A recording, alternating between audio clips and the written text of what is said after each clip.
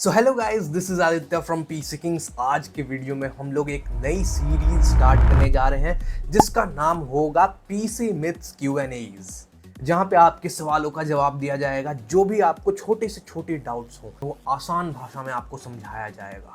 बहुत सारे लोगों के मन में पीसी से रिलेटेड बहुत सारे डाउट्स होते हैं और बंदा कंफ्यूज हो जाता है, जो नूब रहता है, जिसको पता नहीं रहता है पहली बार में जब वो पीसी बिल्ड करने जाता है।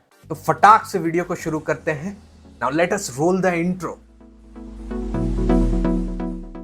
बट वीडियो शुरू करने से पहले थोड़ा सेल्फ प्रमोशन हो जाए। आपको पता होगा हमारा PC build offline store PC king store open हो चुका है new Delhi Harinagar. Exact address आपको दिख रहा होगा स्क्रीन पे, B170 शॉप नंबर 3 गली number 5 Harinagar new Delhi 110064 pin code. Screen पे आपको हमारा नंबर भी देखने को मिल जाएगा 8108396327। अब हम लोग पैन इंडिया शिपिंग करते हैं। आपको अगर किसी भी तरीके का किसी भी बजट में पीसी बिल्ड कराना हो, हमें कांटेक्ट कर लेना। इस नंबर पे मैसेज व्हाट्सएप भी कर सकते हो आप। आपके बजट के अकॉर्डिंग क्योटेशन देके आपका पीसी बिल्ड कर दिया जाएगा। इवन आपका पीसी डोर स्टेप्स तक आपके शिप भी हो जाएगा। एक बार आप हमको रीच आउट करके देखो इस नंबर पे बस, फिर अपनी सारी चिंताएं भूल जाना। आपका पीसी हमारी जिम्मेदारी रहेगी। एटलीस्ट क्योटेशन लेके जाना ऑन दिस व्हाट्सएप नंबर। बाकी सारी चीजें, शॉप का Google map link, phone number, address and shop की ओपनिंग वीडियो सब कुछ डिस्क्रिप्शन में देखने को मिल जाएगा। तो do check that out. Now let's come to the video. So आज मैंने 5 बहुत ही इंपॉर्टेंट क्वेश्चंस लिए हैं जो कि मेजॉरिटी ऑफ द लोगों का डाउट रहता है। आप अपने क्वेश्चंस भी पूछ सकते हो कमेंट सेक्शन में। जस्ट उसमें हैशटैग लगा के पीसी मिथ्स टाइप करके अपना क्वेश्चन ड्रॉप डाउन कर देना कमेंट्स में। अगले एपिसोड में आपके क्वेश्चन को भी फीचर किया जाएगा। तो सबसे पहला इंपॉर्टेंट क्वेश्चन है, if I use higher wattage PSU then my PC is total system power draw, will my PC blast और एक्सप्लोड? भाई ये सबसे कॉमन क्वेश्चन रहता है लोगों का, गेमर्स का, जो भी पीसी बिल्ड कराने आते हैं, कि अगर मेरे सिस्टम का टोटल पावर ड्रॉ है 100%, जब CPU GPU 100% पे लोड पे चल रहा है, तब अगर मेरे पीसी का पावर कंजम्पशन है सपोज 450 वॉट्स एंड अगर उसमें मैं 650 वॉट का पावर सप्लाई लगा दूं, तो क्या मेरे पीसी कंपोनेंट्स में ज़्यादा पावर चला जाएगा? क्या मेरे पीसी कंपोनेंट्स डैमेज हो सकते हैं? ऐसा नहीं होता है भाई। अगर आपके पीसी का टोटल सिस्टम पावर ड्रॉ है 450 वॉट्स, एकदम पीक लोड पे, जब आपने सारी RGB लाइट जला दी है, सारे पंखे सारे फैंस चल रहे हैं, सब कुछ CPU GPU 100% पे है, तब अगर आपने 450 वॉट की जगह पे 650 वॉट लगा दिया, उससे कोई फर्क नहीं पड़ने वाला। क्योंकि जो पावर सप्लाई होते हैं वो इंटेलिजेंट इतने होते हैं, उनमें वेरिएबल पावर होता है भाई। एक तो हमारा 8 पिन मदरबोर्ड में लगने वाला कनेक्टर होता है जो कि CPU को पावर देता है। एक 24 पिन कनेक्टर होता है जो कि अदर छोटे छोटे जो हेडर्स होते हैं मदरबोर्ड में या फिर रैम होता है, उन सबको पावर देता है। सो जो आपके CPU को पावर मिलना होता है उसमें जो मॉसफेट्स, चोक्स या फिर VRM आप बोलते हो, वो कंट्रोल करता है। एंड पावर सप्लाई का जो 8 पिन कनेक्टर होता है वो भी वेरिएबल पावर का होता है। जितनी पावर रेटेड होती है, जितनी पावर रिक्वायर्ड होती है at a specific time CPU के द्वारा एट अ सर्टेन लोड, उतनी पावर दी जाती है। इसीलिए बोला जाता है कि मदरबोर्ड अच्छे VRM का दो, ताकि वो CPU को ढंग से प्रोवाइड कर सके पावर। वहीं पे आपने PCIe कनेक्टर देखा होगा जो कि ग्राफिक्स कार्ड में लगता है। अब वो भी वेरिएबल रेट का होता है। फॉर एग्जाम्पल, कोई भी कम पावर वाला ग्राफिक्स कार्ड है जिसमें कोई भी PCIe कनेक्टर नहीं लगता, वो डायरेक्टली मदरबोर्ड के PCIe X16 स्लॉट से पावर लेता है और उससे वो मैक्सिमम 75 वॉट तक की पावर डायरेक्टली ले सकता है through the motherboard PCIe। But आजकल के मेजॉरिटी GPUs उससे ज़्यादा पावर के आते हैं। फॉर एग्जाम्पल RTX 3060 में 8 पिन पावर कनेक्टर आता है। अब हर एक 8 pin power connector additional 150 watts की पावर प्रोवाइड कर सकता है to the graphics card. So motherboard से 75 वॉट तो डिफॉल्ट मिल ही रहे हैं, प्लस अगर 8 पिन पावर कनेक्टर एक और लगा दिया आपने उसमें, तो total 150 what plus 75 what 225 what maximum power available है आपके ग्राफिक्स कार्ड के लिए। And this is variable. उसी हिसाब से पावर कनेक्टर भी प्रोवाइड किए जाते हैं ग्राफिक्स कार्ड में। किसी में आपने 2 8 पिन देखा होगा, किसी में 3 8 पिन देखा होगा, तो वही 150 150 150 प्लस 75 वॉट्स ऐसे ऐड होते जाते हैं। And that 150 what is itself variable. जैसे वो फॉर एग्जांपल 150 वॉट तक भी जा सकता है मैक्सिमम, एंड मिनिमम 10 वॉट्स तक भी जा सकता है। एंड अब आपने बड़े बड़े ग्राफिक्स कार्ड में जैसे 4080, 4090, 5090, 5080 में 12 पिन हाई पावर वाला कनेक्टर भी देख लिया होगा, जो कि अप टू 600 वॉट्स प्रोवाइड कर सकते हैं through that single connector, but that is also variable. So आपका जो ये डाउट था कि टोटल सिस्टम पावर ड्रॉ से अगर ज़्यादा पावर का पावर सप्लाई लगा दिया तो कुछ नहीं होने वाला, उल्टा आपका पीसी सेफ ही रहेगा, क्योंकि इट इज़ रिकमेंडेड कि आपका जितना टोटल सिस्टम पावर ड्रॉ है उससे 100-200 वॉट आप पावर सप्लाई ज़्यादा ही लो, क्योंकि पावर सप्लाई के ऊपर जितना कम स्ट्रेस पड़ेगा उतना आपका पीसी सेफ रहेगा। हाँ, लेकिन अगर इसका उल्टा करते हो तो फिर दिक्कत हो सकती है। अगर आपका टोटल सिस्टम पावर ड्रॉ है 450 वॉट एंड आपने लगा दिया 400 वॉट का सस्ता सा पावर सप्लाई जेब्रॉनिक्स का, जो कि टिन के डब्बे में आता है, तब पीसी आपका फूक सकता है। Next doubt is very common, can I use DDR5 RAM in DDR4 motherboard? भाई साहब नहीं लगा सकते हैं, मतलब कैसे लगाओगे? आपको पता होगा रैम के अंदर एक स्लॉट होता है, कटआउट होता है, जो कि मदरबोर्ड के कटआउट के साथ अलाइन होता है। DDR4 रैम में वो कटआउट कहीं और है, DDR5 रैम में कहीं और है, तो कैसे आप फिट करोगे? कर ही नहीं सकते। और उसके साथ आर्किटेक्चरल डिफरेंस भी है, मेगाहर्ट्ज, टाइमिंग्स, सब में डिफरेंस है। बेसिकली अलग आर्किटेक्चर है, तो कैसे लगाओगे? स्पेसिफिकली D4 और D5, DDR5 स्पेसिफिकली मदरबोर्ड पे मेंशन होता है, बट फिर भी किसी को डाउट होता है तो बताना मेरा काम था। Next question, should I now upgrade to Windows 11 from Windows 10 permanently? अब देखो, पिछले साल तक मैंने विंडोज़ के ऊपर बहुत सारी वीडियो बनाई थी, उसमें मैंने बताया था कि विंडोज़ 10 पे अभी रहो भाई, क्योंकि विंडोज़ 11 का जो 22H2, 23H2 वर्जन है वो उतना स्टेबल नहीं है, आपकी गेमिंग परफॉर्मेंस को कम कर देता है, specially in Ryzen processors. And तब इंटेल ने भी अपने नए CPUs निकाले थे जिसमें परफॉर्मेंस और इफिशिएंसी कोर्स दोनों थे। सो जो नया विंडोज़ 11 था वो उसके हिसाब से उतना ऑप्टिमाइज नहीं था, परफॉर्मेंस ड्रॉप होता था, इफिशिएंसी और परफॉर्मेंस कोर्स के बीच में इंटेल के प्रोसेसर्स में विंडोज़ डिफरेंशिएट नहीं कर पा रहा था अच्छे से।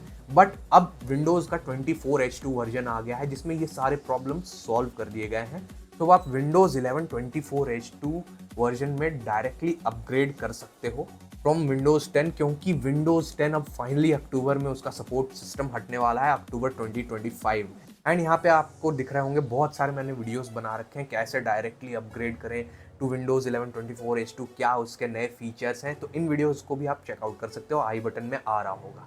एंड हाँ, सबसे इंपॉर्टेंट बात कि विंडोज़ 11 का task bar and start menu बहुत लोगों को पसंद नहीं आता है, तो उसको विंडोज़ 10 में कैसे कन्वर्ट करें ये इस वीडियो में मैंने बताया है। इस वीडियो को देख लेना, सच में ज़िंदगी बदल जाएगी। विंडोज़ 11 चलाओगे बट विंडोज़ 10 के start menu and task bar के साथ, क्योंकि मुझे पता है कि बहुत सारे लोग इसीलिए विंडोज़ 11 में अपग्रेड नहीं कर रहे थे, क्योंकि उसमें ये चीज़ नहीं आती। Next fourth question is, what is going to be the pricing of RTX 5060?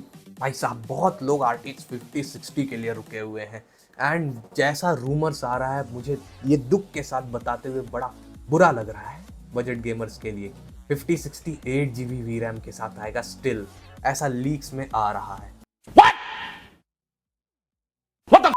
अब देखो 5090 5080 लॉन्च हो चुके हैं, उसकी रॉ परफॉर्मेंस भी आ चुकी है, तो उस हिसाब से अगर हम लोग बैक ट्रैक करें तो 5060 एंड 5060 Ti उतना कुछ खास परफॉर्मेंस में जंप नहीं लेके आने वाले हैं, जस्ट लाइक 4060 एंड 4060 Ti।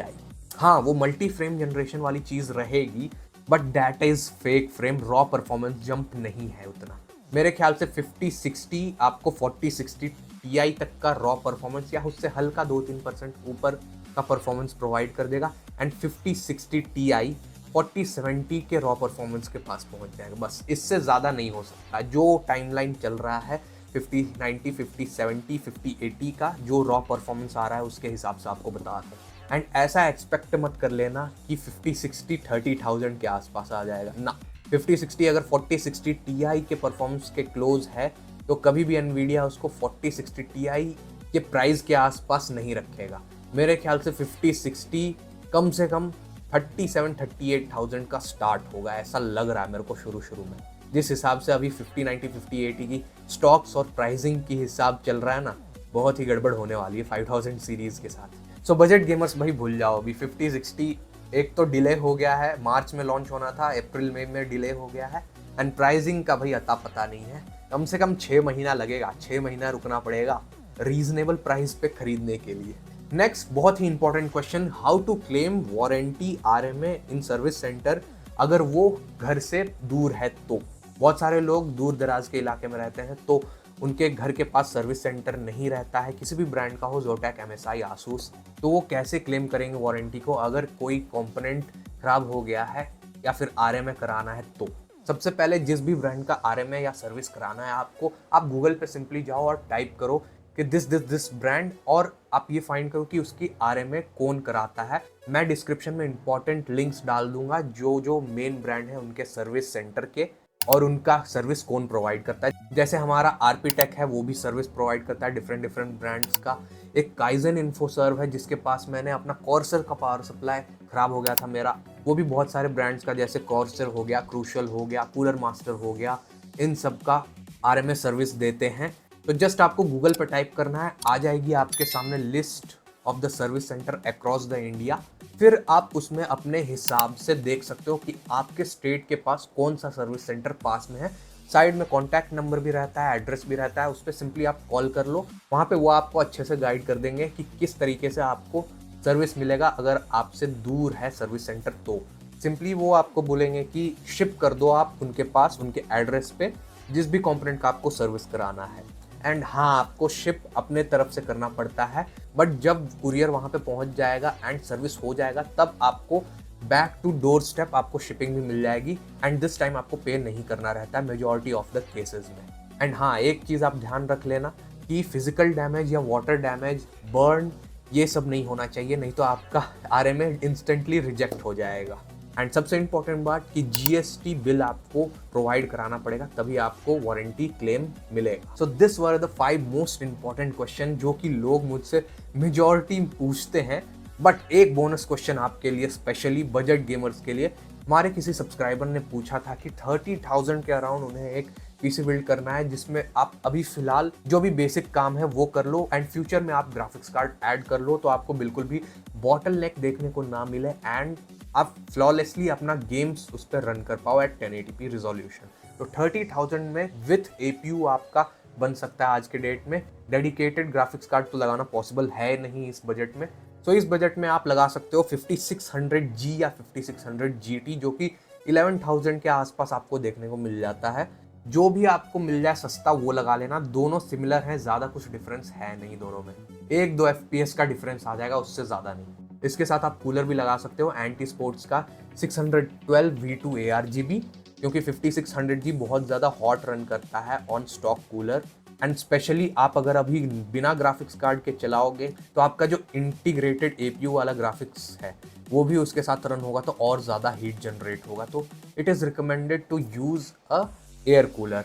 बाकी 2 रैम स्टिक्स ज़रूर लगा लेना डुअल चैनल में 8GB की, क्योंकि डुअल चैनल को ज़्यादा फेवर करते हैं। मैंने बहुत पहले बहुत बार बता रखा है कि एपीयूज में डुअल चैनल रैम लगाने से अप टू 30 to 40% का FPS में आपको गेन देखने को मिल जाता है। ADATA XPG D30 dual channel में 18x2 16GB रैम लगा लेना। एटलीस्ट गीगाबाइट का B450M DS3H V2 मदरबोर्ड लगा लेना जो कि 5600G को आराम से हैंडल कर लेगा।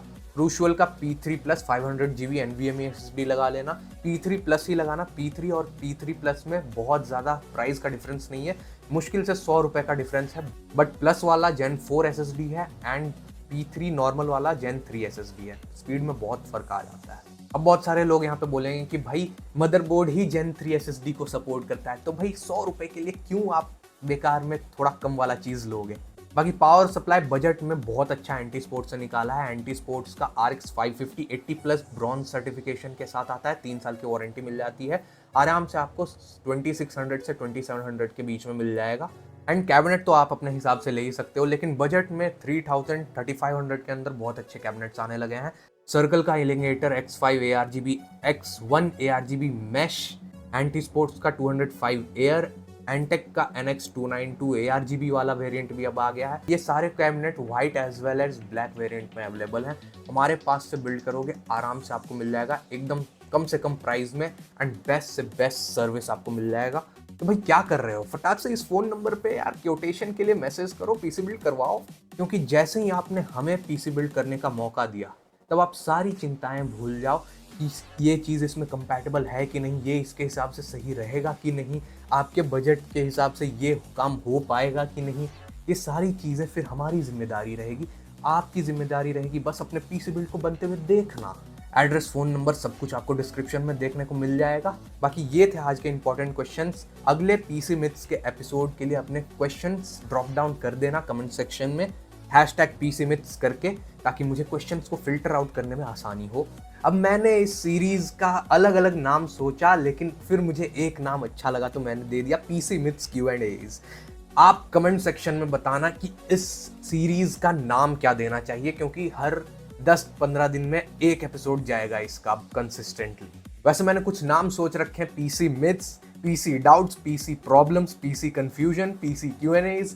इसमें से आपको क्या अच्छा लग रहा है वो आप कमेंट्स में बता देना, या फिर कोई अपने तरफ से नाम हो वो भी कमेंट सेक्शन में डाल सकते हो, जिस पे सबसे ज़्यादा लाइक्स आएंगे नेक्स्ट एपिसोड में वही नाम रहेगा इस सीरीज़ का। एंड हाँ, बहुत सारे लोग इस लैपटॉप को देख रहे होंगे कि भाई इसका रिव्यू कब आएगा। टेंशन मत लो भाई, कर रहा हूँ, सब कुछ कर रहा हूँ। आधे घंटे का वीडियो आएगा एकदम डिटेल में, बस थोड़ी सी सब्र कर लो, सब्र का फल चॉकलेट होता है। क्या बात कर रहे हैं? बाकी जाते जाते गेमिंग चैनल को जरूर चेकआउट कर लेना। अभी मैं उस पर बिल्कुल वीडियो पोस्ट नहीं कर पा रहा हूँ, but I am planning something to do with that channel. If you are interested in gaming, if not that's completely fine. बाकी मिलते हैं ऐसे ही धमाकेदार इंफॉर्मेटिव वीडियो में, तब तक के लिए बाय बाय, सायोनारा। ओए होए, किडनी निकाली 1590 में।